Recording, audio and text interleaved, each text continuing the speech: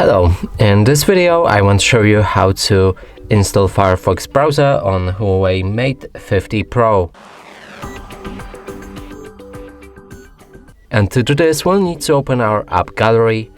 Right here navigate to the search, enter Firefox,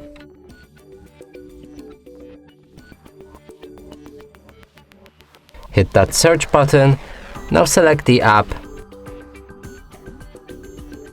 It will transfer you to the App Pure website, which you can download the app from. So click on Download App. There might be some ads, so let's mute them and skip this. So right here it starts the download. We need to click on Install.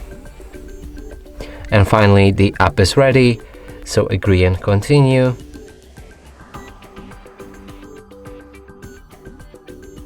Now we can customize it, so pick a different theme, choose a toolbar placement, switch the privacy notice, also sign in to turn on synchronization, and finally read the privacy notice, then click on start browsing.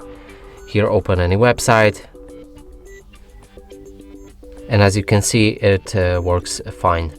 And that's it for this video. Hope you like it. Please consider subscribing to our channel, leave a like and a comment below.